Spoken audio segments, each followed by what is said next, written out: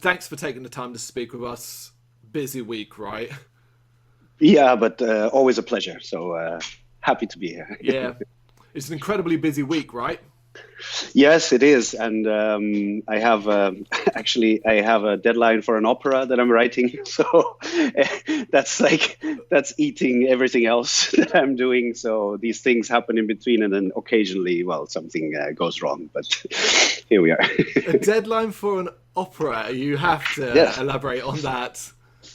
Well, in my daily life, I'm a classical composer, actually, and I have been for many, many years. And they asked me for this wonderful project. I don't know if you know the composer Monteverdi. No. A Renaissance, early Baroque composer.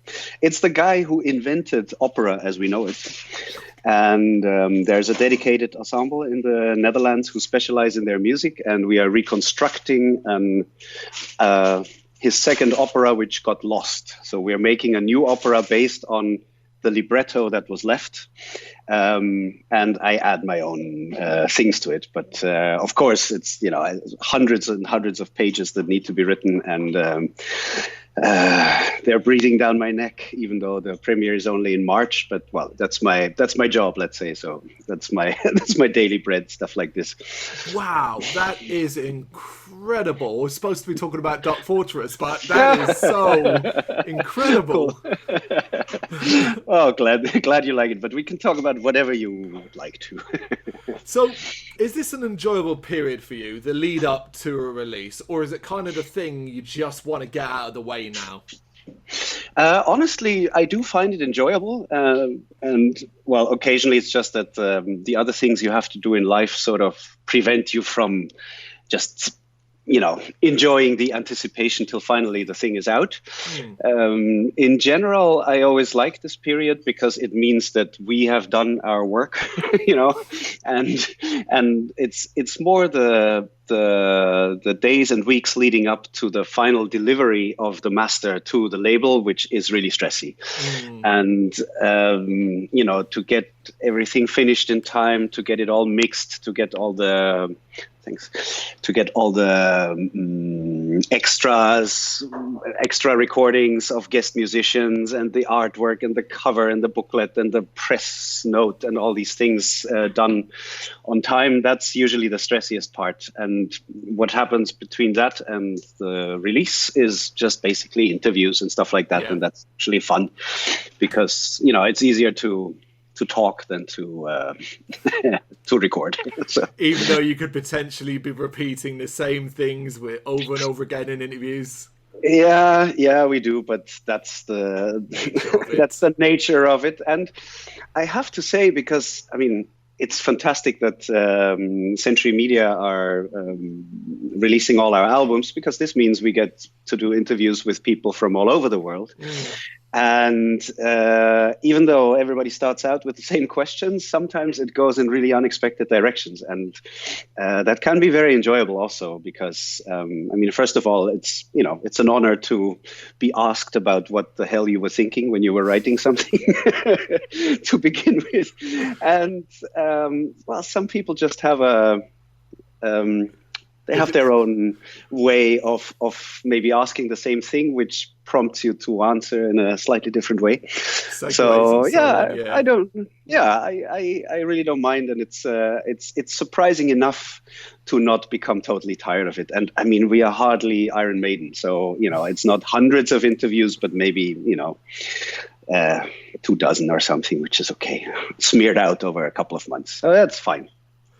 This period, as I say, at this point, it's out of your hands now. You've done everything you possibly can do. We're literally days away from the release. But this isn't new to Dark Fortress. Spectres from the Old World is the 8th album over a 26-year period. Yes. That time, it almost seems unreal. Yes, well, I'm turning 47 this year, so I'm afraid I got used to catching myself talking about things I did 20 years ago, 30 years ago, even, I had I think, when was it? 2 years ago, I had my 30-year anniversary of playing metal shows. Oh, wow. So, it's just something that you learn to accept as you become older and older and older and older. And of course, you're busy with the present. So you're not, you're not sitting down saying like, okay, let's write an album, but it's the 8th album. No, you do what you always do. And then occasionally it hits you like, oh yeah, it's been over a quarter century. My God, we are old. Yeah, but the time just flies by, and as you say, living in the present, and each album is inevitably going to sound fresh, at least to your ears. And from this new album, it appears to be a kind of re-energized and certainly reborn Dark Fortress. Is that something that you felt?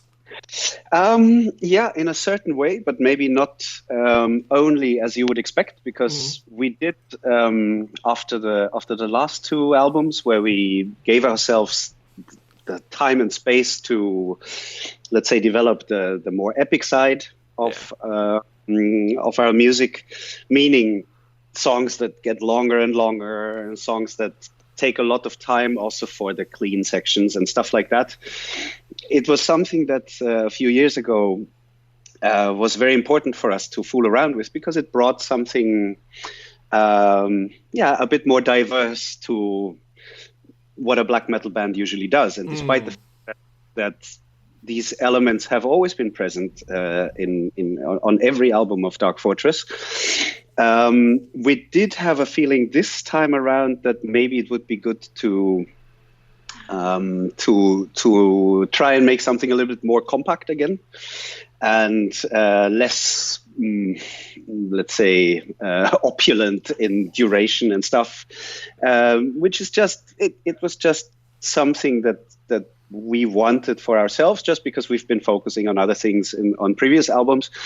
So it doesn't, as far as that is concerned, it's hardly a new direction that we took. It's just we shifted the ratio between the brutal parts and the more epic parts a little bit towards the compact side.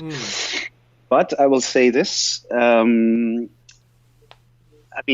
in this band, we have a very clear captain of the ship. V. Santura is clearly the boss of the band.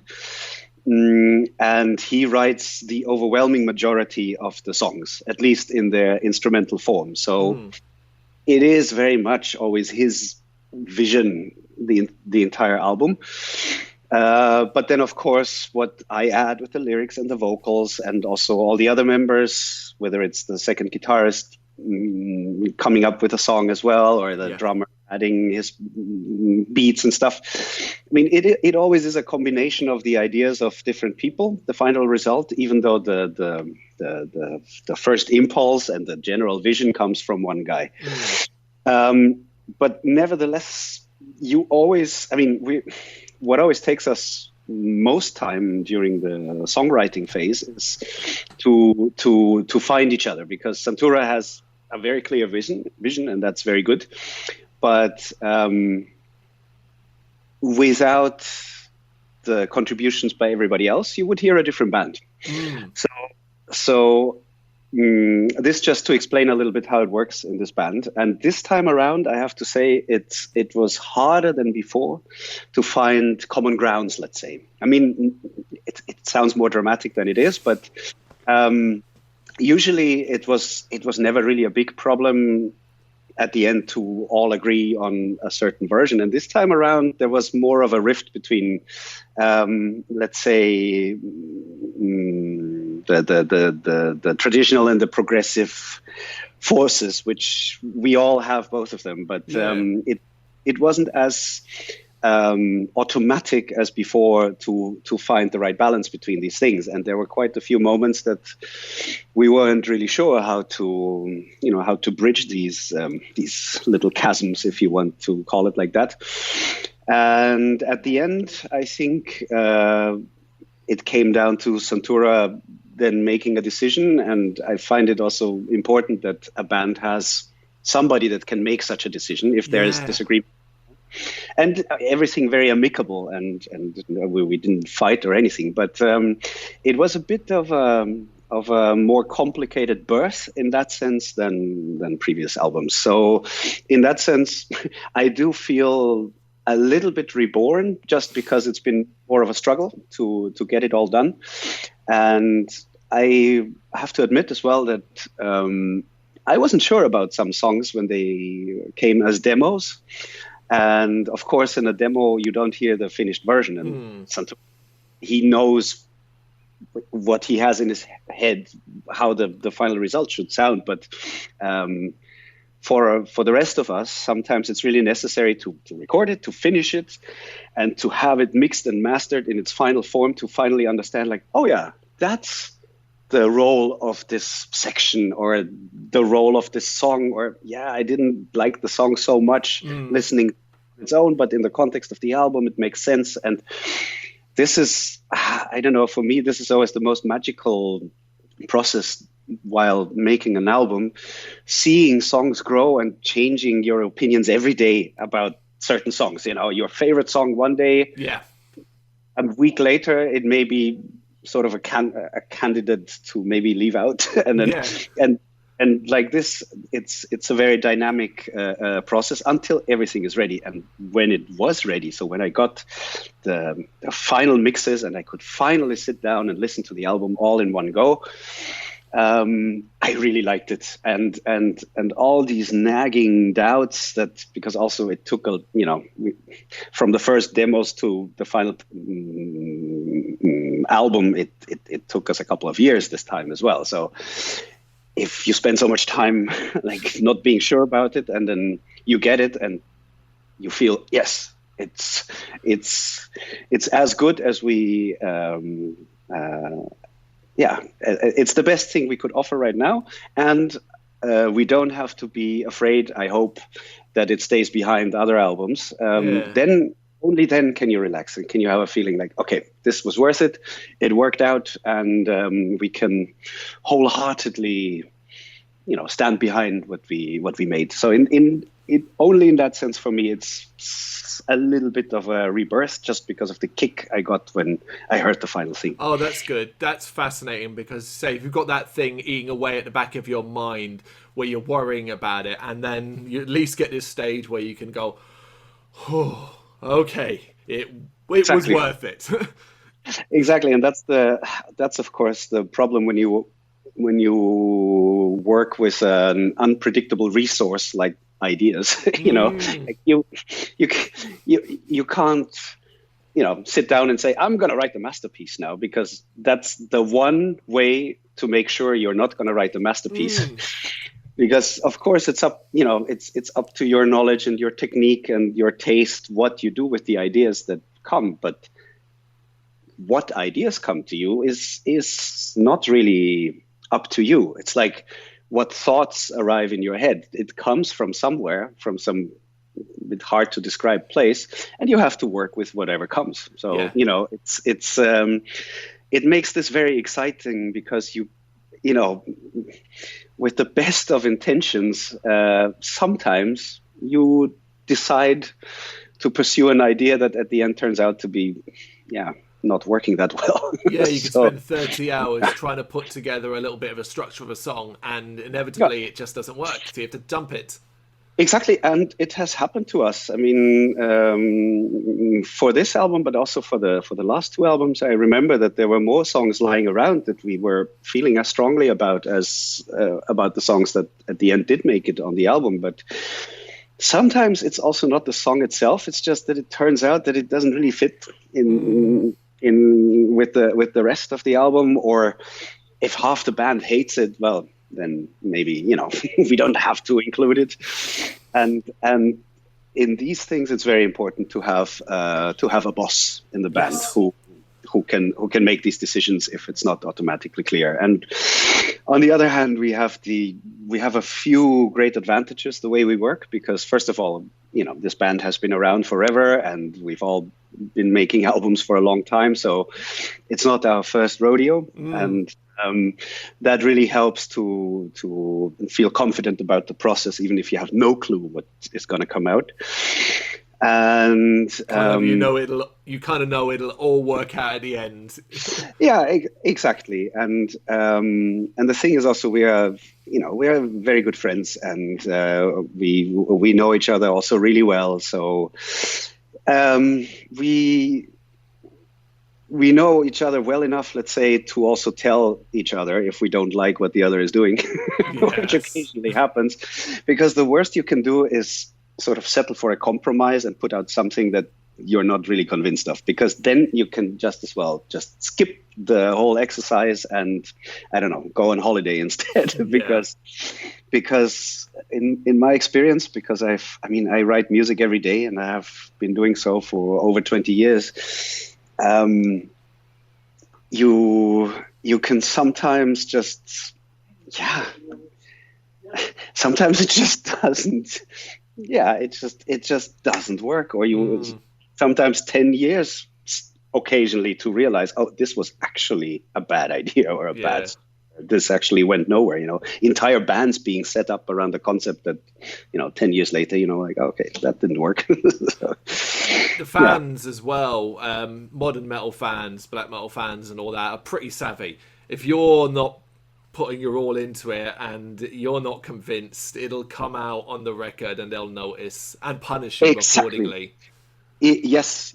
And this is not only in black metal, but I'm convinced that an audience is not stupid. And I mean, there are stupid people in audiences, as we all know, like on stage as well, of course. But I think a public always has a sense of authenticity. Like there is something to art and to music that gives you a feeling if the person who is, the person who made it really meant it or not. If there's a genuine creative need behind it, or if something was just made to please the crowds or to fulfill the contract or whatever. There is, and it's very hard to describe. You cannot put your finger on it. It's impossible to determine why you hear that, but I think even the drunkest audience in the world, even the most saturated and snobbish audience in the world will still, or on the other hand, also the most uneducated audience in the world, will always get a feeling like, okay, he means it or he doesn't. And somehow, if you then put out something that while you were making it, you already knew, like, more, I don't know if that's really that hot, then you actually should know better and not release it, because whatever you feel is missing in the beginning, that feeling will just get more and more as time progresses. So you're completely start to consume you. Oh yes. So would you say then, based off your experience leading up to this album and the release and what you've heard from it so far, that this is you at your most adaptable in regards to the songs as well? Because you realistically, as you've said, well, you could have put 12 interchangeable black metal numbers, and a large segment would be satisfied with that, bearing in mind your stature within the scene. But you have done a few different things here. For example, Isa has a guitar solo in it, for goodness sake. Two even. Yeah, it's that one at the end that really grabbed my attention the first time I listened to it. It was like, whoa, okay. Yeah, it's awesome. Yeah, it really is. But yeah, so it really shows a certain level of adaptability, which from what you're saying is kind of what it's been like. Yes, I don't know if you refer to adaptability with this album or in general. In general, with you and how you approached. Yes. Yes, definitely. Because, I mean, of course, what the band is now grew out of a pure black metal band in the beginning, even on the first album, there are these sort of interludes and bits, it was never a pure necro band, actually.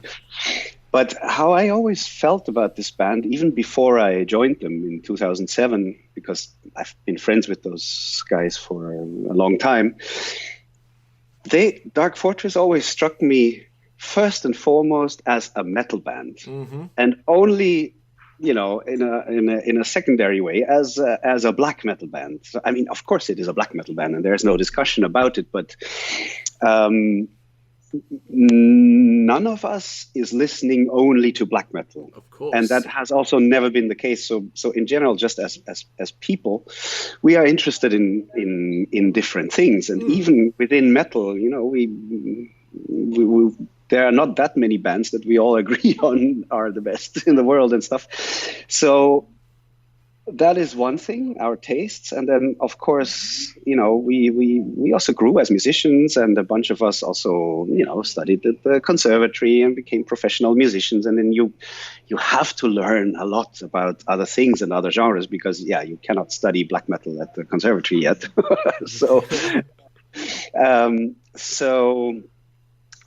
This means that we always bring potentially a lot of different ingredients to the table. And then, I mean, of course, not all of them are used, but it's very easy for us to, let's say, drift off and whatever, make some sort of bar jazz album that would totally be possible from who we are and how we work together. And we've done also different things together in other bands and stuff. So it's more really that we have the luxury to sit down and think like, okay, so what is black metal for us right now? Like last year, 2019.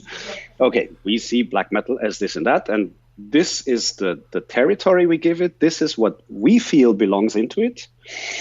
Like, for example, also the non-black metal sections, I think they are completely crucial because they make sure that there's enough contrast so that when the next brutal section hits, it really hits you. Yes. If it's brutal, then you can turn off the album after 10 minutes because it's all going to be the same.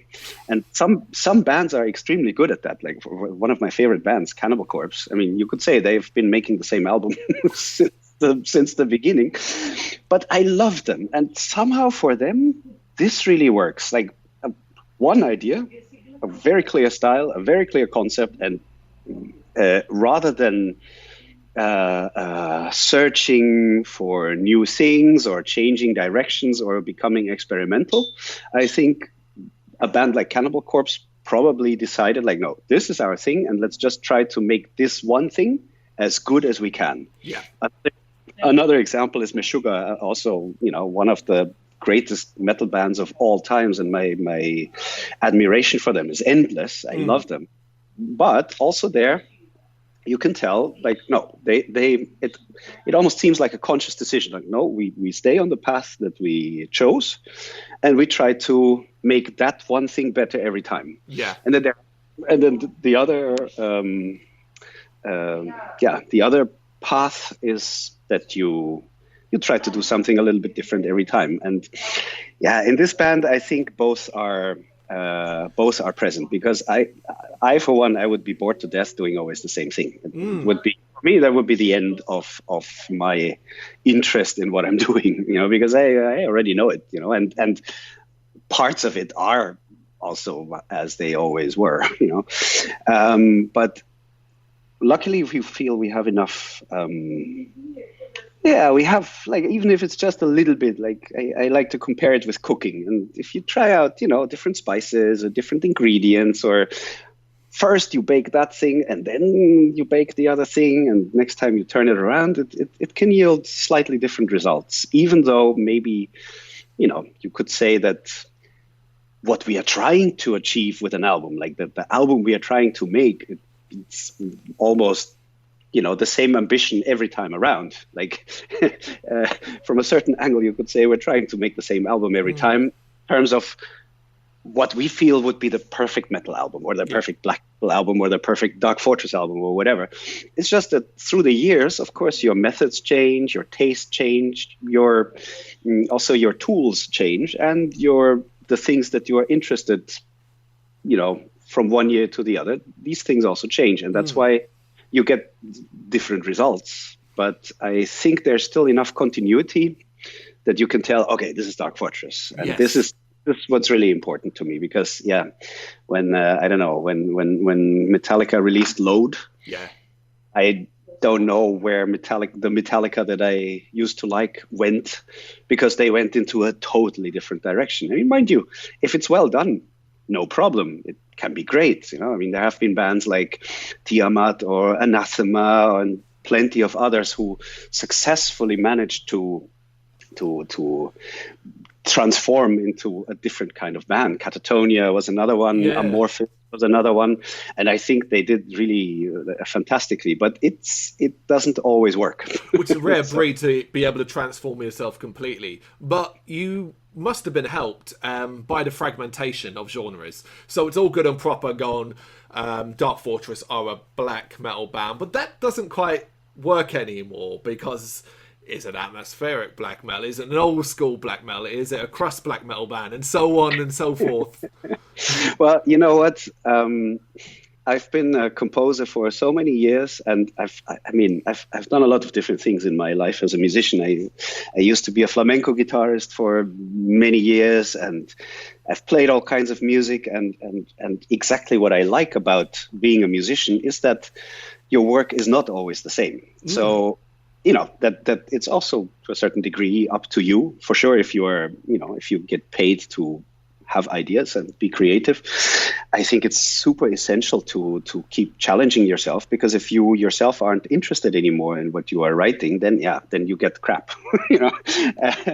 So if anything, then what I've been doing all my adult life as a musician is trying to exactly tear down the walls between genres, and to get rid of all these stamps and niches, and I think it's part of metal, and it's also what makes metal unique. You know, it's awesome to have porn grind and, you know, a million different genres. It's part of the fun, but I don't think that it's the artists themselves that should decide upon these things. I think that is really something that then the fans and the journalists and everybody who is actually listening to the music, they should decide where it belongs. But if you're making it's completely irrelevant what kind of stamp is going to be put at the end. Because the thing is, if you decide in advance, okay, let's do a crust punk album. I mean, if that's truly what you want to do and that's all you want to do, fine, do it. But if you limit your ideas before you can even have them, you know what I mean? Maybe the most awesome things that you could have come up with are going to be lost because you narrow your view before even anything happens. So I think it's really important that you give yourself the freedom to let come out what wants to come out. That's somehow this artistic necessity, if you can call it that, or this that you feel like this is something that I really need to say so I can, you know, sleep again at night or whatever. If you don't have this feeling, then better do something else with your life. And if that thing takes you to an unexpected direction, you still have to follow it, because maybe that's where you will find the thing that will make you, or that will be your greatest achievement. So I try not to censor my ideas, and also I'm an old fart. So I mean, I grew up in the 80s, you know, and then of course you had a few different genres, but everybody still went to all the metal concerts, at least out in the sticks where I grew up, because there wasn't so much around. So I hated glam metal, and I still do. But if there was a band coming to town, sure, you go, because it's a metal concert. Yeah.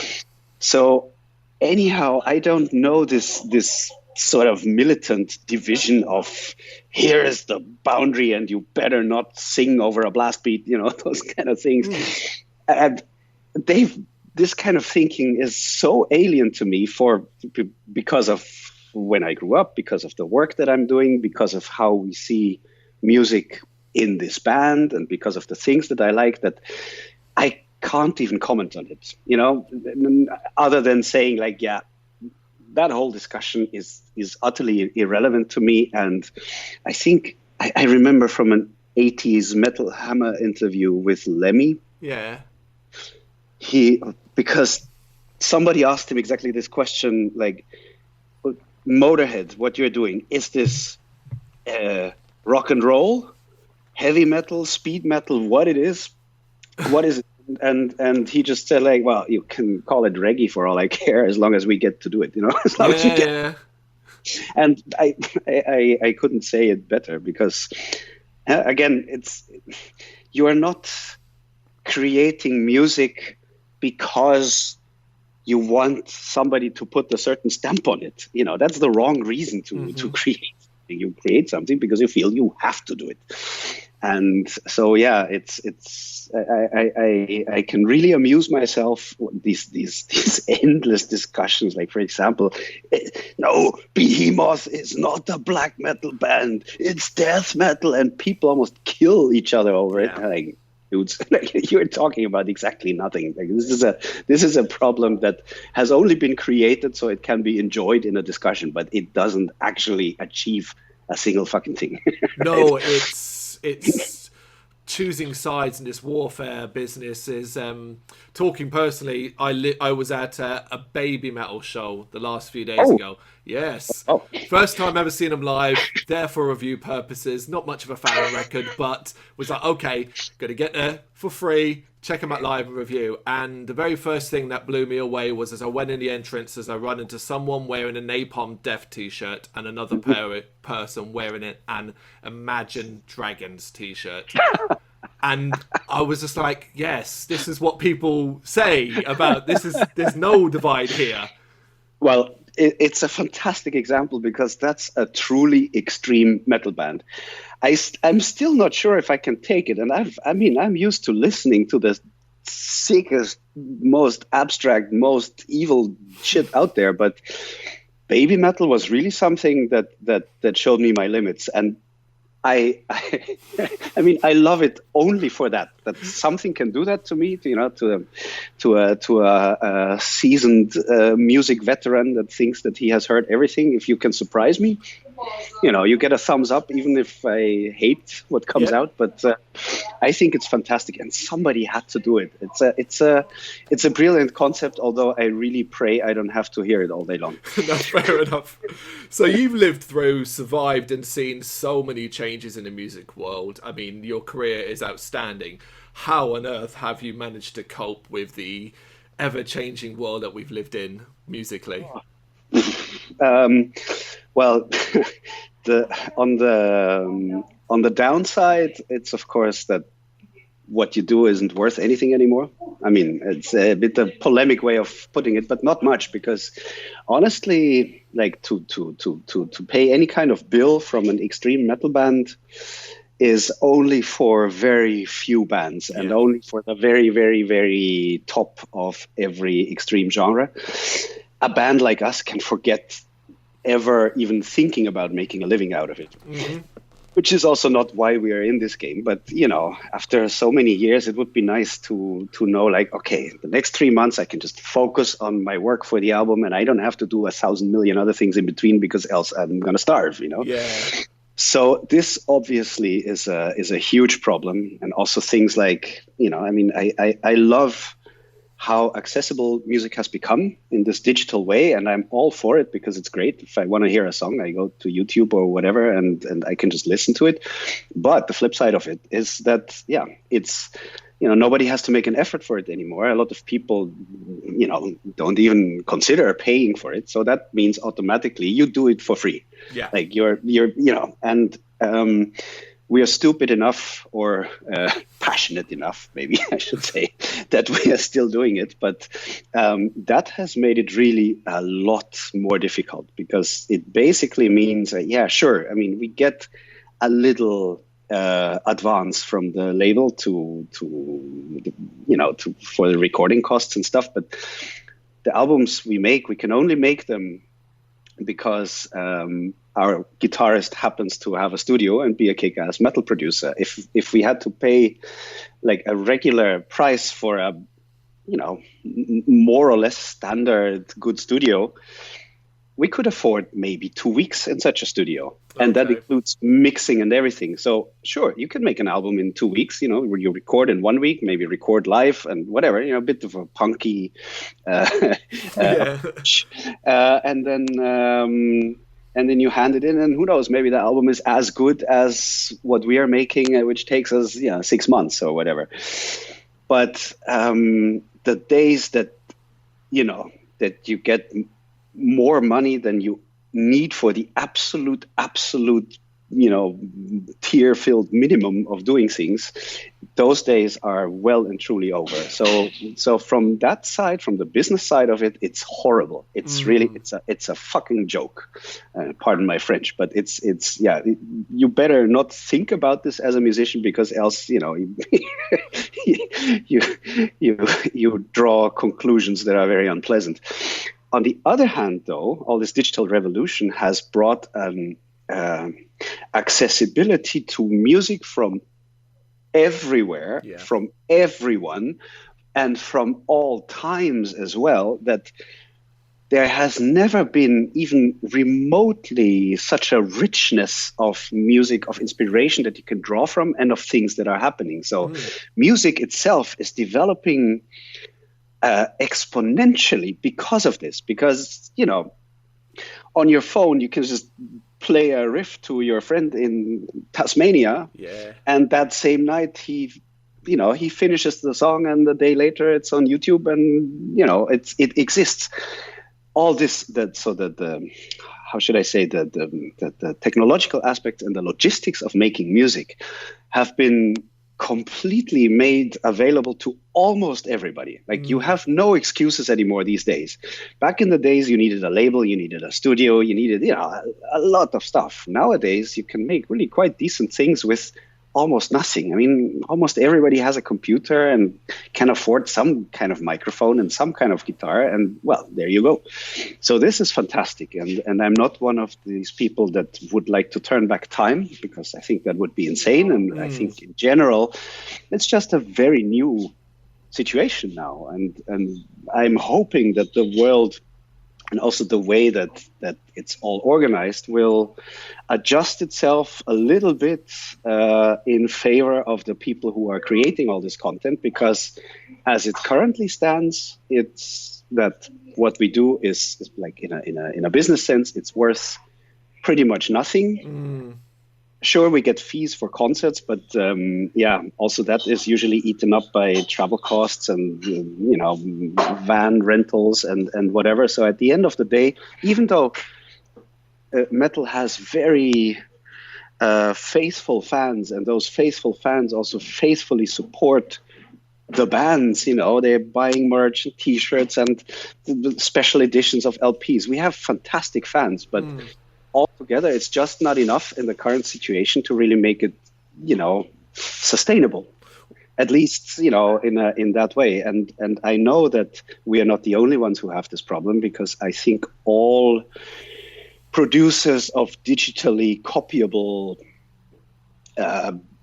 stuff, like photographers, writers, filmmakers, and so forth, we all have the same problem, and we all need to maybe, you know, look for a slightly better way of organizing it in the future, because if we let it slide, and if the world in general decides like, yeah, we demand our art for free, we demand that you slave away and you get nothing for it, that will only lead to really crappy art, because we already feel that you know, for every hour I put into Dark Fortress, I have to first make that hour available from my other work, which means like if you put half your time into your band, you have to work twice as hard in the rest of your time in order to create this opportunity, because you know your music lets you starve, and that's really terrible. And honestly, I mean, I don't want to go into politics, but our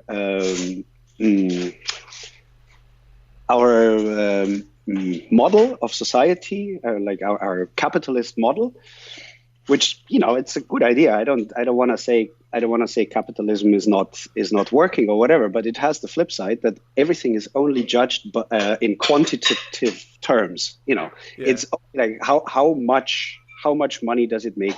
How much do you put in? How much do you get out? How many people are going to get rich from it, and so forth. It's all just down to numbers and to counting things. The question, what you are making, and maybe if what one guy makes has maybe a different value than can be expressed purely in how many people bought an album or something. That whole question is not part of the system that we're living in. So the system decidedly doesn't help the situation. And I think also there a little bit of modifying how we view everything, and if we shouldn't think about other values than only monetary value a bit more, is something that I think should happen maybe anyhow in society. And we in our field of work, we get the full brunt of the impact of these developments, and maybe capitalism is on its way out. I don't know, after the next brutal crash that sends the world into a recession, maybe things change or whatever. I know very little about this in political terms, but I do know that the current system is not ideal for certain important aspects of our society, and this includes, qualitative values, identity, like philosophy. What value do you put on philosophy? If you look at the numbers, you may as well get rid of it altogether. Yeah. On the other hand, if nobody thinks about what we are doing and where we should be heading, and if it's all, good and proper, then we become a barbaric society. Like social Darwinism, survival of the strongest, richest, fittest, whatever. So, there are certain questions that will need answering in the years to come, because there are developments that make life very difficult for certain people. Yeah. Yeah, particularly, as you said, on the musician front. It's interesting as well, because from a fan base who often, when this question comes up, we like to ask this question to a lot of bands, because it often generates your kind of response, where passion. And one of the things musicians are coy about is openly saying, look, man, help us out, buy a ticket, buy some merch and all that, because you're seen as being greedy or selling out, or what, you should love doing this and be doing it for the art, and it's infuriating.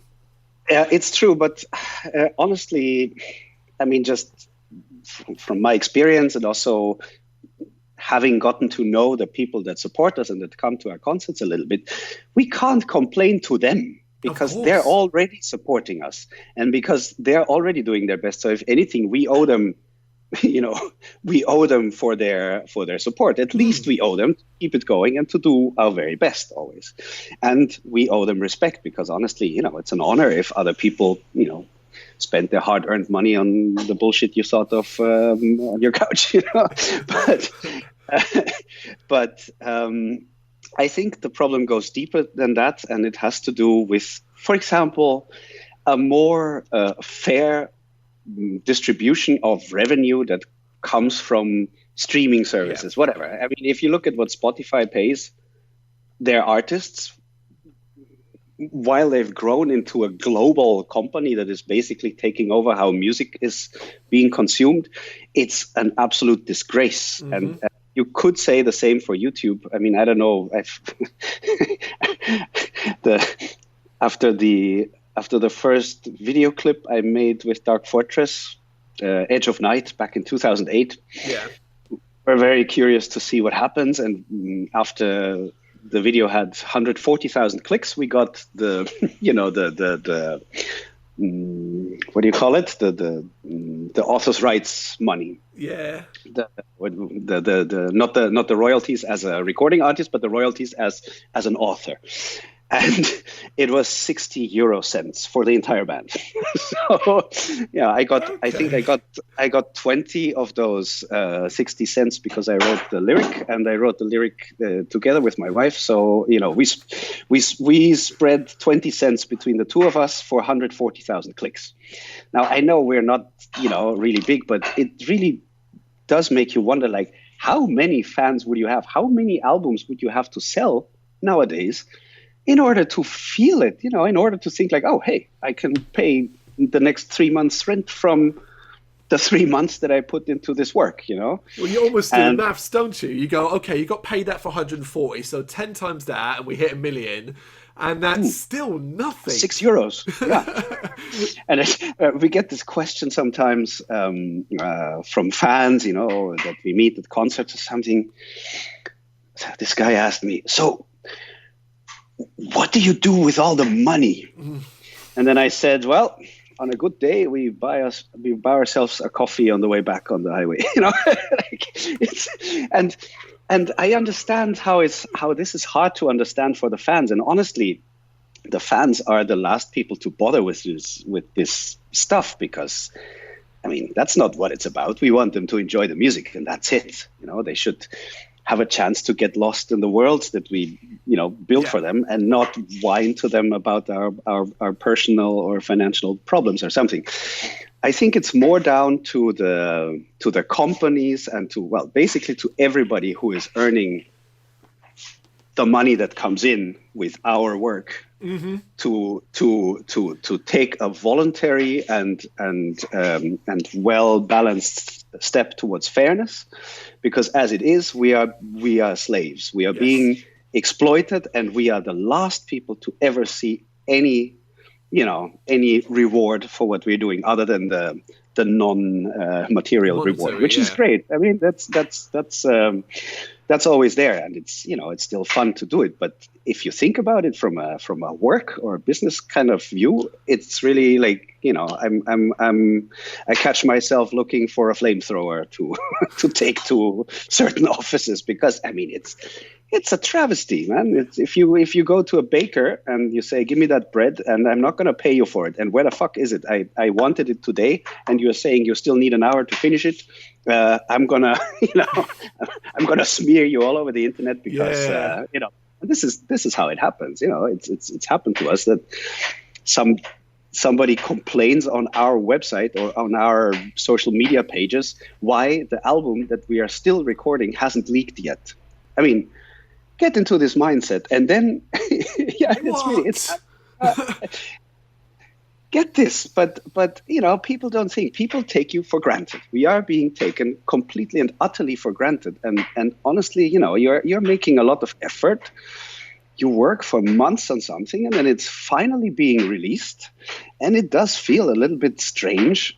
Luckily we get good reactions and good reviews, but if you then see the trolls that are just like kind of threatening to kill you for offering them free stuff, you go like, dude, do you ever think about how all this works? Clearly not.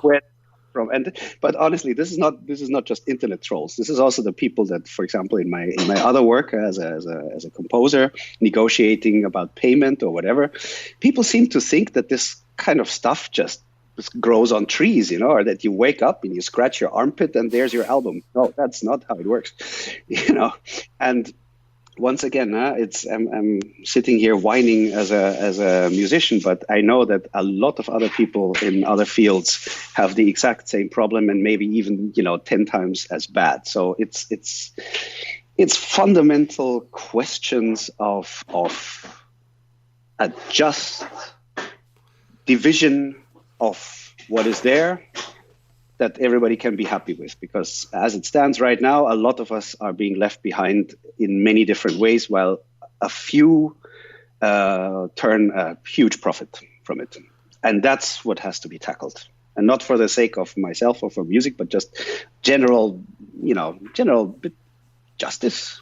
Yeah. Well, see, if you never do anything, you can argue like, well, then you don't deserve to get anything. But if you supply the stuff that people click on that makes a company like Spotify rich, well, bloody reward us, Yeah, with something at least even if it's symbolic. But how it is now, it's just like you can't believe. If you see the numbers, like it's like nuclear physics numbers. Like there are so many zeros behind the comma before there's any kind of real number, which you get per scrabble or whatever. It's absolutely ridiculous, and this needs to end.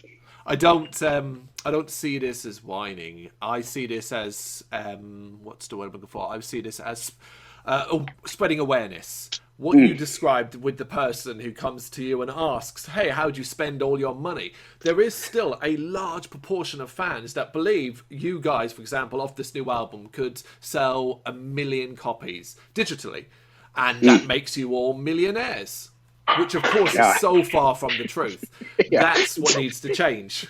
It's you can't buy if I take my car to be fixed, I can't pay him in likes. and this is the trap, because one thing is whatever financial compensation, and the other thing is attention.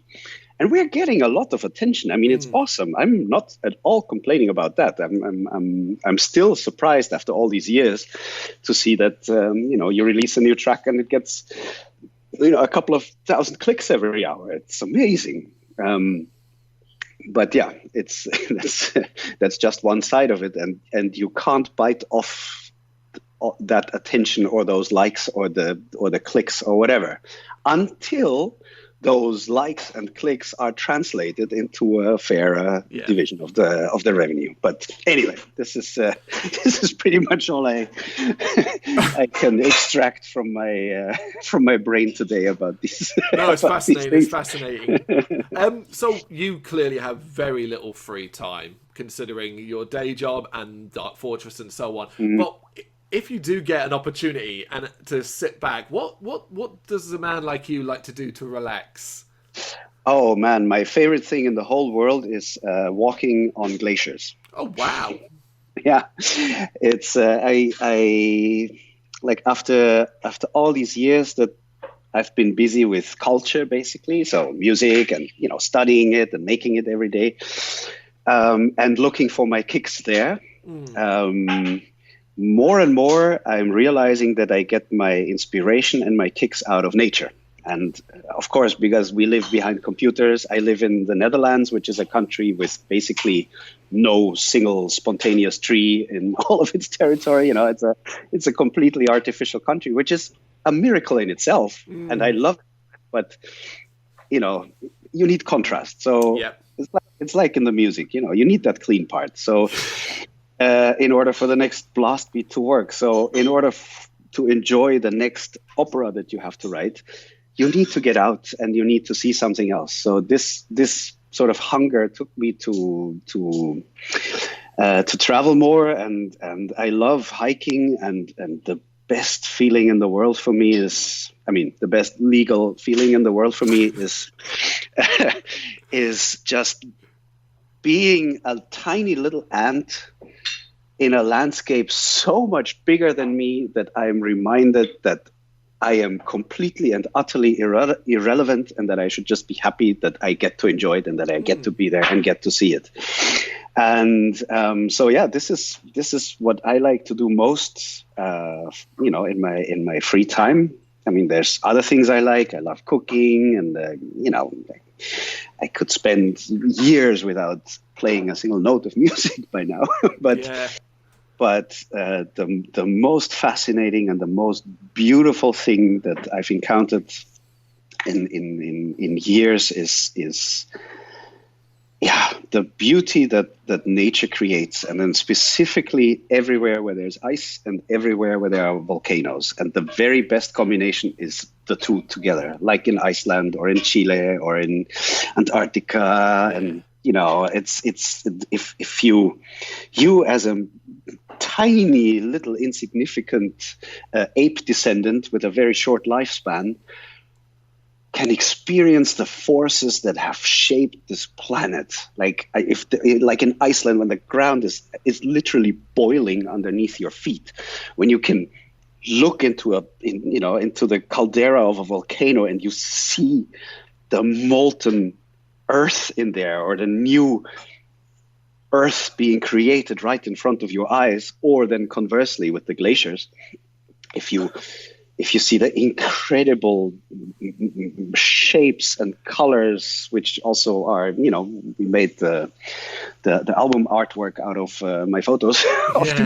Just because it's the most beautiful thing that I've seen in recent years. And once I started discovering this world, there was no way back, because once you open your eyes to the beauty around you, no matter if it's this or something else, man, once you find something and you go for it, it doesn't end. And this has taken me to places, and to places also in my mind that I never thought I would end up. Like I'm now super fascinated, for example, by geology, by cosmology, and by the questions like how this beautiful thing, this beautiful universe or planet around me, how does this work? Because if you're exposing yourself to it, at some point these questions come, like, yeah, but why is it like this? Why does it look like this? Why does this mountain have this shape? And then you start reading about it, you learn about it, and very slowly you start to get a slight feeling for the connections between things, and by how everything is working together, and discovering this machine, just this incredible, it's almost like an organism around you where everything is connected, and where a few simple laws of nature conspire to create the most complex and most undescribable beautiful things, and create life itself. And there's a miracle on every corner. This is what these days inspires me without end. There is no doubt. You hear it in your voice and from your reaction, the passion you exude from it. I have very little interest in what you described. However, the way you described it's made me go, man, I've got to do that.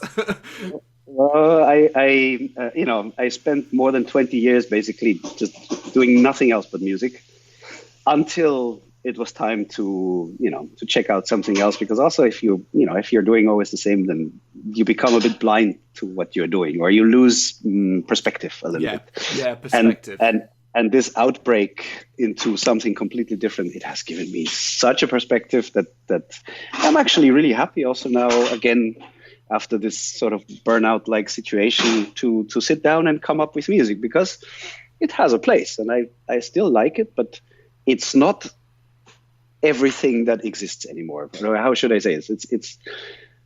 It's not the only thing I'm interested in anymore. Let me put it like this. Expanded your world and your horizons. I did. Yes, exactly.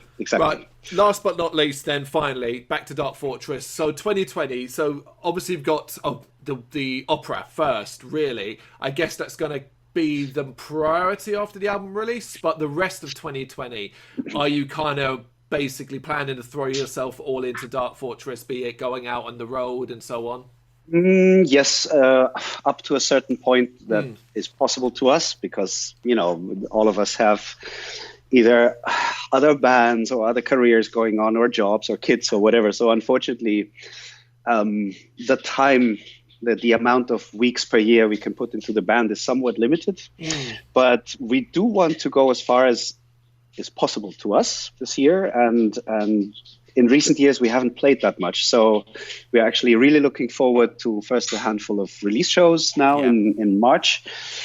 And then if things work out, so, fingers crossed with an inverted cross,